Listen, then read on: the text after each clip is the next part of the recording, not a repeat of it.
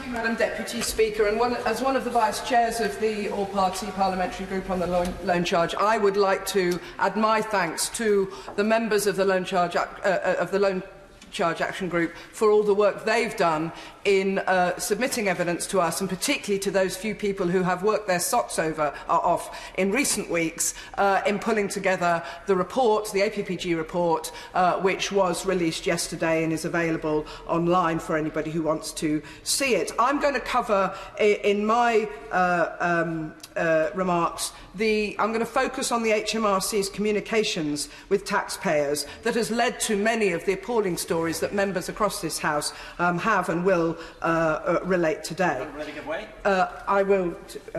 Giving way, and I sought our permission to do so beforehand. Many of my constituents from Strangford have the same problems that everybody else has referred to, as well as the Honourable Lady has referred to. What they're asking for is the 6-month delay to the loan charge before the review. And does she share my concerns, and these are real concerns, of those who have purported to have committed suicide and deaths, and who are facing unbelievable bankruptcy, having to sell their homes? The effect on people's health is enormous. Examples like that, one of them very tragic. We had the family of somebody who committed suicide, have already been mentioned today. And the stress is being well related by members today on behalf of their constituents. Can I just say that I knew very little about the issue until I met a group of my constituents. These are normal people. I don't know if anybody's normal, specialists in their field, middle-aged, but they've had to put their lives on hold. One couple can't get married and get a mortgage, another is making plans for their children's university education, and that's causing them real stress. Those who are still working are treading water, they're not investing, not employing, not generating wealth for this country. All are profoundly anxious, depressed, and it's affecting everything about their lives. And what I've learnt in this work that we've been doing in the recent months is there are roughly two groups of people, very roughly. The first, professional freelancers who went into the scheme starting up to 20 years ago, who generally, they're middle to high earners, generally took professional accounting advice about the options available in the post-IR35 world. This group, as I say, mainly professionals, went into loan schemes. For them, PAYE employment wasn't an option, and their accountants advised them that due to the regulatory complexity and the disproportionate cost burden of IR35, it would be best to enter into a loan-based enumeration scheme. And there was no question, there was no uncertainty about the legality of the scheme back then. I do want to complete my remarks. They made arrangements with umbrella companies to prevent them from inadvertently breaking the IR35 rules. And everyone I heard from these schemes who went into them was not to save tax, but to save the administrative burden.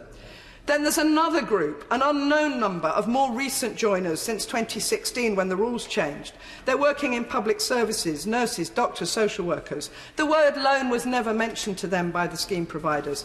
They generally didn't take separate professional accountancy advice. As they were signed up by a recruitment company who had links with the umbrella company, there appeared to be no choice, and quote, everyone we worked with was doing it. It's possible that many of these people don't know that they're caught up in this.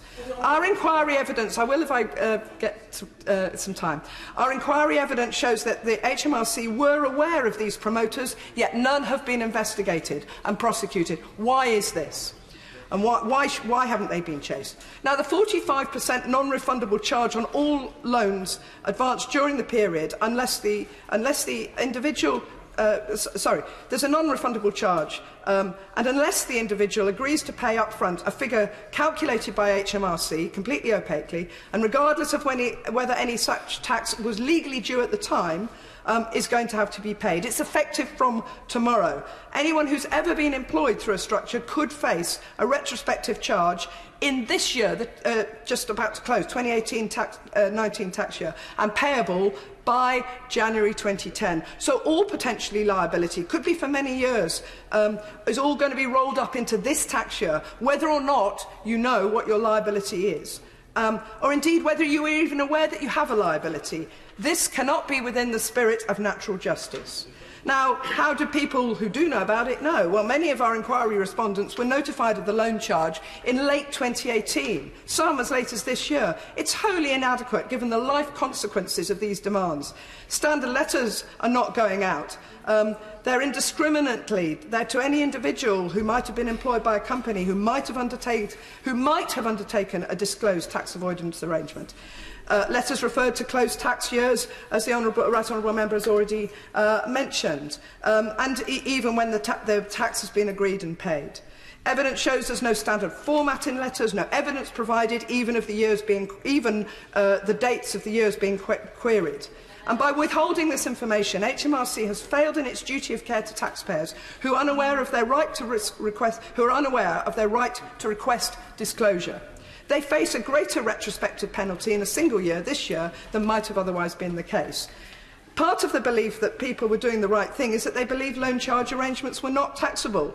We have HMRC correspondence of 2006. Quote, plans made by an EBT are not taxable under section 1373 and 174 of the Income Tax, Earnings and Pensions Act 2003, unquote. And furthermore, the Rangers Supreme Court case, which remains the position in law. Individuals are not liable, their employers are, yet HMRC is misinterpreting the outcome of that case.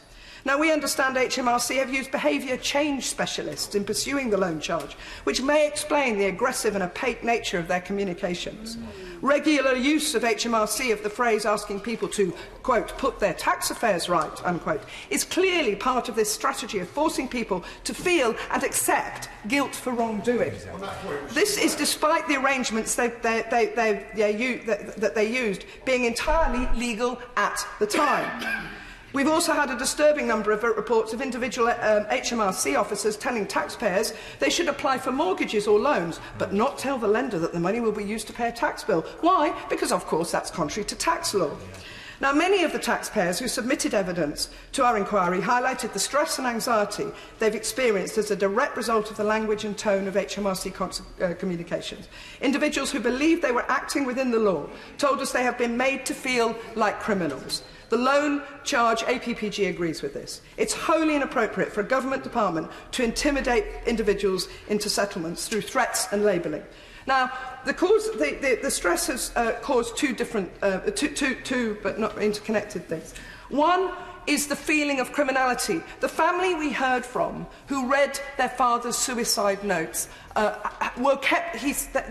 father kept the information away from his family. He was too embarrassed. He was too embarrassed even to go and see a tax consultant, his accountant. He couldn't admit that he might have done wrong. He thought he was going to go to prison. His liability was well within his means in that example. He could have afforded to pay, but he was made to feel like a criminal, a man who had never done anything wrong or against the law in his life.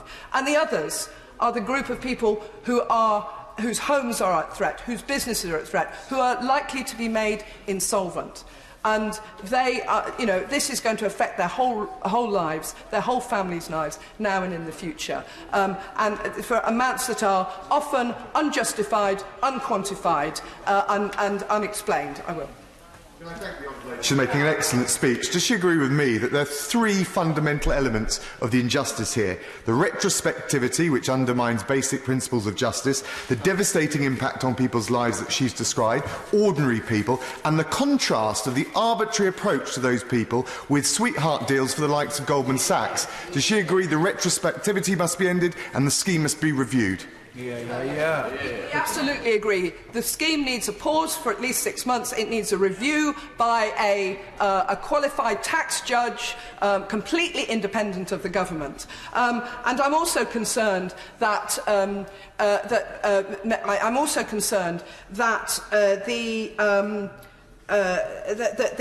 HMRC have been acting possibly without direct steerage from the Treasury and from Treasury ministers, because ministers have said things to me, things to us as members of the Loan Charge APPG, that actually contradict what we've been told by credible witnesses. So there are a number of questions that this debate raises for the Treasury front bench, and we look forward to their responses.